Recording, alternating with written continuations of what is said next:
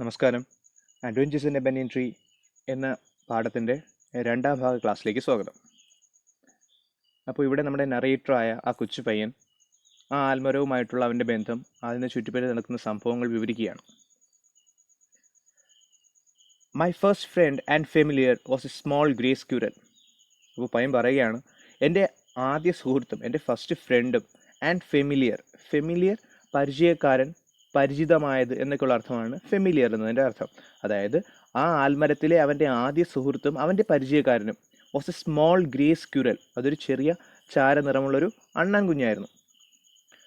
Arching his back and sniffing into the air he seemed at first to resent my invasion of his privacy.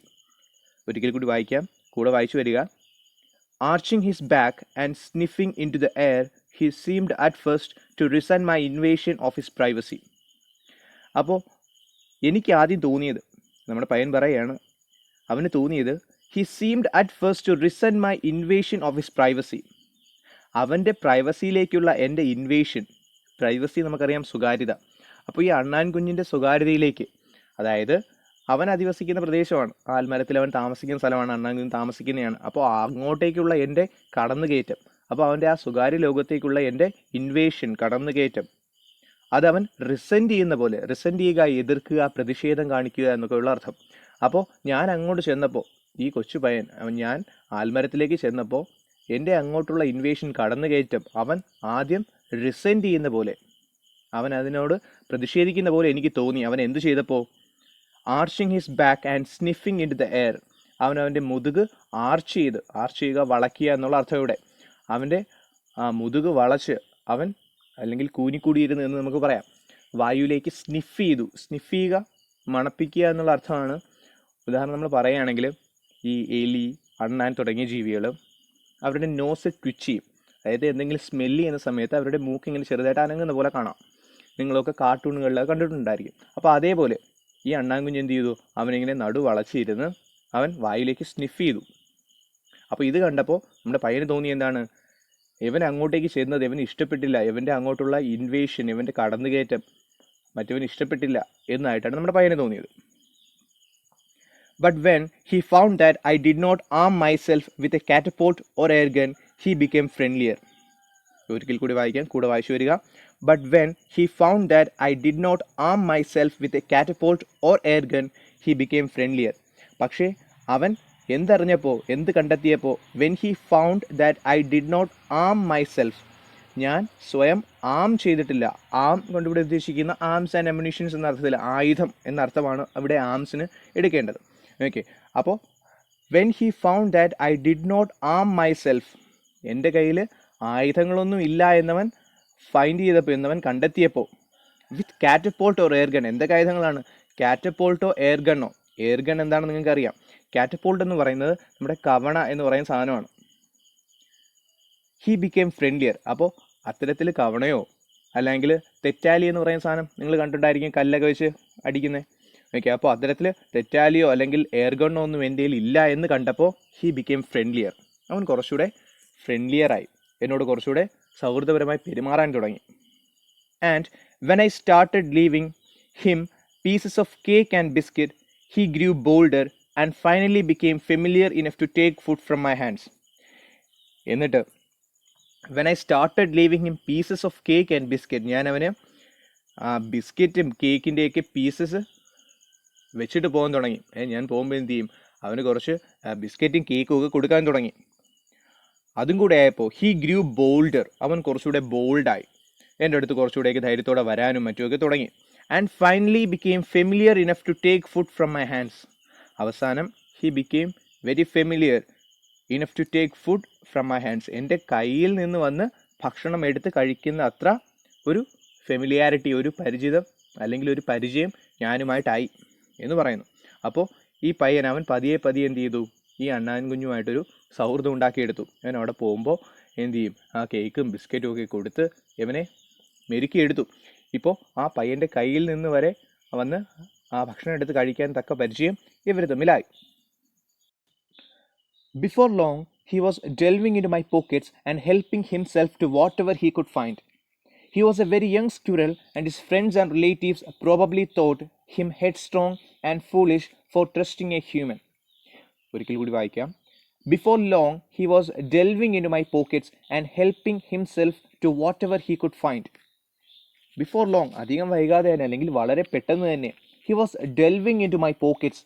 അവൻ എൻ്റെ പോക്കറ്റ്സിനുള്ളിലേക്ക്, എൻ്റെ പോക്കറ്റുകളിലേക്ക് delve ചെയ്യാൻ തുടങ്ങി. Delve ചെയ്യുക, തുറക്കുക, അകത്തേക്ക് കയറുക, തിരയുക എന്നൊക്കെയുള്ള അർത്ഥമാണ്. അപ്പോൾ ഇവൻ വളരെ പെട്ടെന്ന് തന്നെ ഞാനുമായിട്ട് അങ്ങ് കമ്പനിയായി. ഈ കൊച്ചുപയ്യൻ പറയുകയാണ്, ഇവൻ എന്ത് ചെയ്യാൻ തുടങ്ങി, എൻ്റെ പോക്കറ്റിനുള്ളിലേക്ക് കയറും. And helping himself to whatever he could find. അവിടെയുള്ളത് എന്താണെന്ന് വെച്ചാൽ അവൻ തന്നെ സ്വയം അത് എടുത്തുകൊണ്ട് പോകും. അതായത് ഇവൻ്റെ കൈകളിൽ നിന്ന് വന്ന് ഭക്ഷണം കഴിക്കുന്നു എന്ന ആ ഒരു ലെവലിൽ നിന്നും കുറച്ചുകൂടെ ഒരു അടുപ്പം ഇവർ തമ്മിലായി. ഈ അണ്ണാൻ കുഞ്ഞ് എന്ത് ചെയ്യാൻ തുടങ്ങി, ഇവൻ്റെ പോക്കറ്റിനുള്ളിലേക്ക് കയറാനും അവിടെ പരതി നടക്കാനും അവിടെ എന്താണോ ഉള്ളത് അതൊക്കെ എടുത്തുകൊണ്ട് പോകാനും ഒക്കെ തുടങ്ങി. He was a very young squirrel and his friends and relatives probably thought him headstrong and foolish for trusting a human. അപ്പോൾ ഈ അണ്ണാൻ കുഞ്ഞ് അവൻ തീരെ ചെറുതാണ്, തീരെ ചെറുപ്പമാണ്. And his friends and relatives probably thought, അപ്പോൾ ഇവൻ്റെ സുഹൃത്തുക്കളും ഇവൻ്റെ റിലേറ്റീവ്സും, ഈ അണ്ണാൻ കുഞ്ഞിൻ്റെ മറ്റ് സുഹൃത്തുക്കളും അതേപോലെ അവൻ്റെ റിലേറ്റീവ്സ്, അവൻ്റെ ബന്ധുക്കളും കരുതുന്നത് എന്തായിരിക്കും, he's headstrong and foolish for trusting a human. ഇവൻ ഇങ്ങനെ ഒരു ഹ്യൂമനെ ട്രസ്റ്റ് ചെയ്യുന്നു, വിശ്വസിക്കുന്നുവെങ്കിൽ, ഇത്രയ്ക്ക് വിശ്വാസം, ഇത്രയ്ക്ക് അടുപ്പം ഒരു മനുഷ്യനോട് കാണിക്കുന്നു, ഇവൻ എന്തായിരിക്കണം, ഇവൻ ഫൂളിഷ് ആയിരിക്കണം, ഇവൻ വിഡ്ഢിയായിരിക്കണം, ഇവൻ ഹെഡ്സ്ട്രോങ് ആയിരിക്കണം, ഇവൻ തന്നിഷ്ടക്കാരനായിരിക്കണം. മറ്റാരും പറയുന്ന കേൾക്കാത്ത ഒരു തന്നിഷ്ടക്കാരനെ, ഒരു വിഡ്ഢി ആയതുകൊണ്ടാണ് ഇവൻ എന്ത് ചെയ്യുന്നത്, ഒരു മനുഷ്യനുമായി ഇത്രയും അടുപ്പം കാണിക്കുന്നത് എന്നാവണം ഇവൻ്റെ സുഹൃത്തുക്കളും ബന്ധുക്കളും കരുതുന്നത് എന്ന് നമ്മുടെ പയ്യൻ ഇവിടെ സ്വയം ചിന്തിക്കുകയാണ്. In the spring, when the banyan tree was full of small red figs, birds of all kinds would flock into its branches. The red-bottomed bulbul, cheerful and greedy, gossiping rosy pastures, and parrots and crows squabbling with each other all the time. During the fig season, the banyan tree was the noisiest place on the road. ഒരിക്കൽ കൂടി വായിക്കാം. In the spring, when the banyan tree was full of small red figs, birds of all kinds would flock into its branches. The red-bottomed bulbul, cheerful and greedy, gossiping rosy pastures, and parrots and crows squabbling with each other all the time. During the fig season, the banyan tree was the noisiest place on the road. In the spring season, വസന്തകാലത്ത്, when the banyan tree was full of small red figs, ഈ banyan tree നിറയെ, ഈ വസന്തകാലത്ത് ഈ ആൽമര നിറയെ ചെറിയ small figs, ചെറിയ ചുമന്ന figs, ചെറിയ fruits ഉണ്ടാവും. ആ സമയത്ത് birds of all kinds would flock into its branches.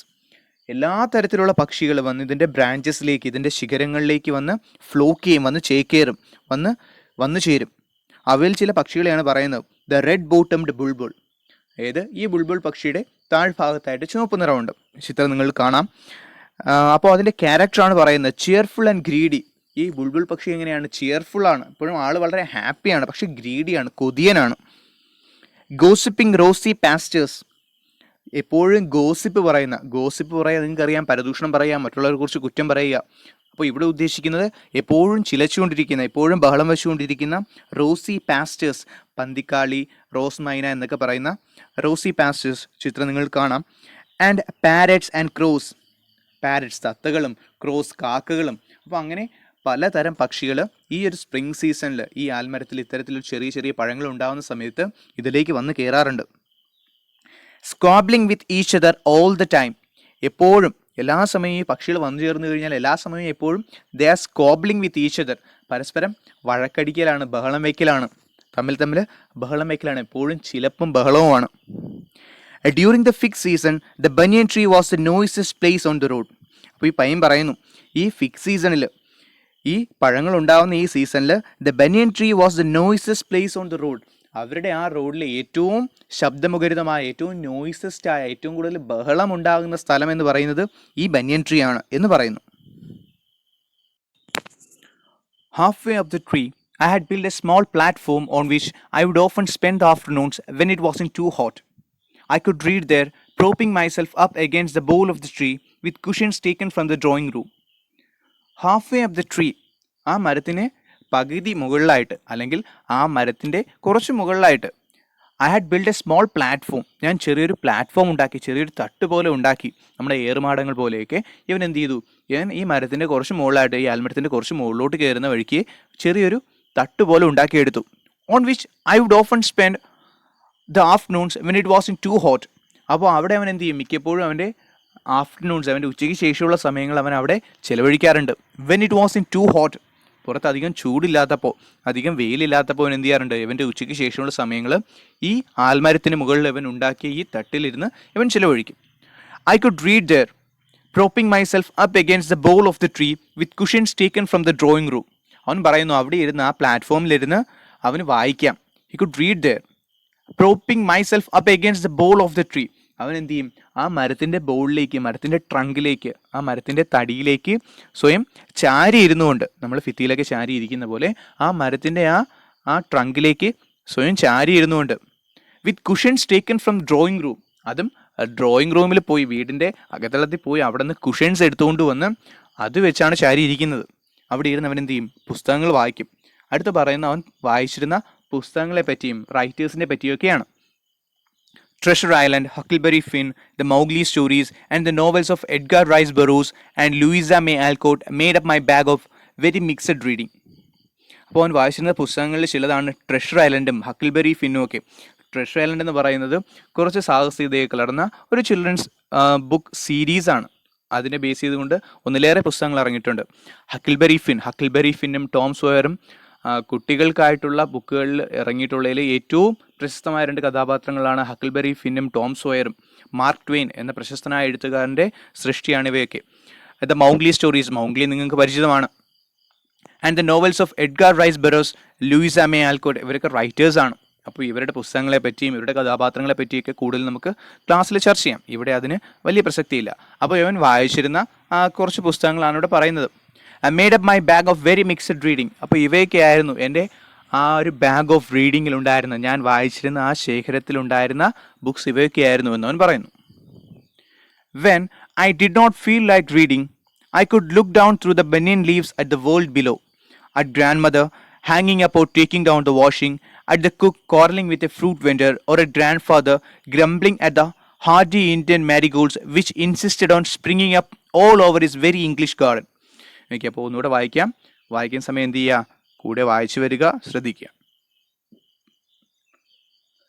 When I did not feel like reading, I could look down through the banyan leaves at the world below. എനിക്ക് വായിക്കാൻ തോന്നാത്ത സമയങ്ങളിൽ, അതായത് ആ പ്ലാറ്റ്ഫോമിൽ കയറിയിരിക്കുമ്പോൾ അവൻ വായിക്കാറുണ്ടെന്ന് പറഞ്ഞു. അപ്പോൾ എപ്പോഴും വായിക്കാൻ പറ്റത്തില്ലല്ലോ. അവന് വായിക്കാൻ തോന്നാത്ത സമയങ്ങളിൽ I could look down through the banyan leaves at the world below. അവൻ പറയുന്നു, അവൻ എന്ത് ചെയ്യാം, ആ ബനിയൻ ലീവ്സിനിടയിലൂടെ, ആ ആൽമരത്തിൻ്റെ ഇലകൾക്കിടയിലൂടെ താഴേക്കുള്ള ലോകത്തിലേക്ക് നോക്കിയിരിക്കാം, താഴെയുള്ള കാഴ്ചകൾ കണ്ടിരിക്കാം എന്ന് പറയുന്നു. അപ്പോൾ സാധാരണ അവൻ കാണുന്ന കാഴ്ചകളാണ് ഇനി പറയുന്നത്. അറ്റ് ഗ്രാൻഡ് മദർ ഹാങ്ങിങ് about taking down the washing. Grand mother, മുത്തശ്ശി എന്ത് ചെയ്യുന്നു, വാഷ് ചെയ്ത് വിരിക്കുന്ന തുണികൾ വിരിക്കുന്നതും അല്ലെങ്കിൽ ഉണങ്ങിയ തുണികൾ എടുത്തുകൊണ്ട് പോകുന്നതും ഒക്കെ കാണാം. At the cook quarrelling with a fruit vendor. അവരുടെ വീട്ടിലെ കുക്ക്, പാചകക്കാരൻ, അയാൾ ഫ്രൂട്ട് വെൻഡറുമായിട്ട്, ഫ്രൂട്ട് വെൻഡർ മീൻസ് പഴക്കച്ചവടക്കാരൻ, അതായത് ഈ ഉന്തുവണ്ടിയിലൊക്കെ പഴങ്ങൾ വീട് തോറും കൊണ്ട് നടന്ന് വിൽക്കുന്നവരുണ്ടല്ലോ. അപ്പോൾ അത്തരത്തിലുള്ള പഴക്കച്ചവടക്കാരനോടൊക്കെ കോറൽ ചെയ്യുന്ന, വഴക്ക് കൂടുന്ന കാഴ്ചകൾ കാണാം. Or a grandfather grumbling at the hardy Indian marigolds which insisted on springing up all over his very English garden. ഒരു ഗ്രാൻഡ് ഫാദർ, മുത്തശ്ശൻ, ഗ്രംബിൾ ചെയ്യുക, മുറുമുറുക്കുക, ദേഷ്യത്തിൽ മുറുമുറുക്കുന്നത്. എന്തിനോടാണ് ദേഷ്യപ്പെടുന്നത്? At the hardy Indian marigolds which insisted on springing up all over his very English garden. അദ്ദേഹത്തിൻ്റെ very ഇംഗ്ലീഷായ, അതായത് ഇംഗ്ലീഷ് സ്റ്റൈലിൽ, നാടൻ രീതിയിലല്ല, നമ്മുടെ ഇന്ത്യൻ രീതിയിലല്ല, ഇംഗ്ലീഷ് രീതിയിൽ ഒരുക്കിയിരിക്കുന്ന അദ്ദേഹത്തിൻ്റെ പൂന്തോട്ടത്തിൽ, അതായത് അവിടുത്തെ അത്തരത്തിലുള്ള പൂക്കളും ചെടികളും ഒക്കെ കൊണ്ടുവന്ന് വളരെ നീറ്റായിട്ട് അറേഞ്ച് ചെയ്ത് വെച്ചിരിക്കുന്ന ഗാർഡനിൽ, അദ്ദേഹത്തിൻ്റെ ആ ഗാർഡനിൽ അങ്ങിങ്ങായി സ്പ്രിങ് ചെയ്ത് വരുന്ന, മുളച്ചു വരുന്ന ഹാർഡി ഇന്ത്യൻ മാരിഗോൾഡ്സ്, വളരെ ടഫായ, ഏത് കണ്ടീഷനിലും വളർന്നു വരുന്ന എന്ന അർത്ഥത്തിലാണ് അവിടെ ഹാർഡി എന്നത് ഉപയോഗിച്ചിരിക്കുന്നത്. ഇന്ത്യൻ മാരിഗോൾഡ്സ്, നമ്മുടെ ജമന്തി ചെടികളാണ് പറയുന്നത്. അപ്പോൾ ഇദ്ദേഹത്തിൻ്റെ ഈ പൂന്തോട്ടത്തിൽ അങ്ങിങ്ങായിട്ട് ഈ ജമന്തി ചെടികൾ മുളച്ചു വരും. അപ്പോൾ അത് പിഴുത് കളഞ്ഞുകൊണ്ട് അതിനോടാണ് ദേഷ്യപ്പെടുന്നത്, മുറുമുറുക്കുന്നത്. Okay, grandfather grumbling at the hardy Indian marigolds which insisted on springing up all over his very English garden. അപ്പോൾ അദ്ദേഹത്തിൻ്റെ ആ ഒരു പൂന്തോട്ടം മുഴുവൻ all over his very English garden എന്നാണ് പറയുന്നത്. അദ്ദേഹത്തിന് ആ പൂന്തോട്ടം മുഴുവൻ അങ്ങിങ്ങായിട്ട് സ്പ്രിങ് ചെയ്ത് വരുന്ന, മുളച്ച് വരുന്നതിൽ ഇൻസിസ്റ്റ് ചെയ്തിരുന്ന, നിർബന്ധം പിടിക്കുന്നത്. കാരണം എത്ര പറിച്ച് കളഞ്ഞാലും ഇത് പിന്നെയും പിന്നെയും മുളച്ചു വരും. അപ്പോൾ ഇതിങ്ങനെ പറിച്ച് കളഞ്ഞുകൊണ്ടാണ് അദ്ദേഹം എന്ത് ചെയ്യുന്നത്, അദ്ദേഹം മുറുമുറുക്കുന്ന, ദേഷ്യപ്പെടുന്നത്. അപ്പോൾ ഈ കാഴ്ചകളെല്ലാം അവൻ എന്ത് ചെയ്യാം, ഇവൻ ഈ ആൽമരത്തിന് മുകളിൽ ഇരുന്നുകൊണ്ട് കാണാം എന്നാണ് പറയുന്നത്. Usually, nothing very exciting happened while I was in the banyan tree. But on one particular afternoon, I had enough excitement to last me through the summer. അവൻ പറയുന്നു, യൂഷ്വലി സാധാരണ nothing very exciting happened while I was in the banyan tree. ഞാൻ ആ ബനിയൻ ട്രീയിൽ ഇരിക്കുന്ന സമയങ്ങളിൽ സാധാരണ exciting ആയിട്ടുള്ള, ആവേശം കൊള്ളിപ്പിക്കുന്ന തരം സംഭവങ്ങളൊന്നും സാധാരണ ഉണ്ടാവാറില്ല എന്ന് പറയുന്നു. But on one particular afternoon, പക്ഷേ ഒരു വൈകുന്നേര സമയം, I had enough excitement to last me through the summer. പക്ഷേ ഇത്തരത്തിൽ ഇവൻ ആൽമരത്തിൽ ഇരിക്കുന്ന ആ ഒരു സമയത്ത് ഒരു ദിവസം എന്ത് ചെയ്തു, he had enough excitement to last through the summer. ആ ഒരു സമ്മർ സീസണിലുടനീളം അവനിൽ അവശേഷിക്കും വിധം ഒരു എക്സൈറ്റ്മെൻറ്റ്, ഒരു ആവേശകരമായ സംഭവം അല്ലെങ്കിൽ ഒരു ആവേശം അവൻ ലഭിച്ചു എന്നാണ് പറയുന്നത്.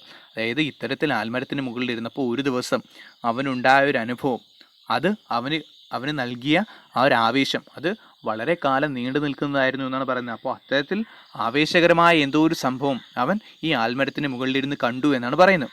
അതിലേക്കാണ് നമ്മുടെ അടുത്ത വിവരണം കടന്നു പോകുന്നത്. ഇതുവരെയുള്ള ക്വസ്റ്റ്യൻസും കൂടെ നമുക്കൊന്ന് ചർച്ച ചെയ്തു പോവാം.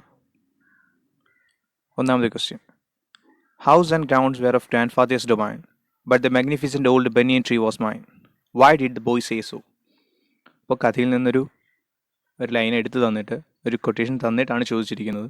അപ്പോൾ അതിൽ നമ്മുടെ നറേറ്ററായ ബോയ് പറയുന്നുണ്ട്, ആ വീടും അതിനോട് ചേർന്നുള്ള പുരയിടങ്ങളും എല്ലാം മുത്തശ്ശൻ്റേതാണ്, എങ്കിലും ആ ബനിയൻ ട്രീ അത് എൻ്റേതാണെന്ന് പറയുന്നുണ്ട്. Y did the boy say so? എന്തുകൊണ്ടാണ് അവൻ ഇങ്ങനെ പറയുന്നത് എന്നതാണ് ആദ്യ ചോദ്യം.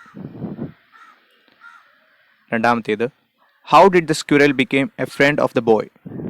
എങ്ങനെയാണ് ആ അണ്ണാൻ കുഞ്ഞ് ആ പയ്യൻ്റെ ഒരു സുഹൃത്തായി മാറിയത്? അവർ തമ്മിൽ എങ്ങനെയാണ് ചങ്ങാത്തത്തിലായത് എന്നതാണ് രണ്ടാമത്തെ ക്വസ്റ്റ്യൻ.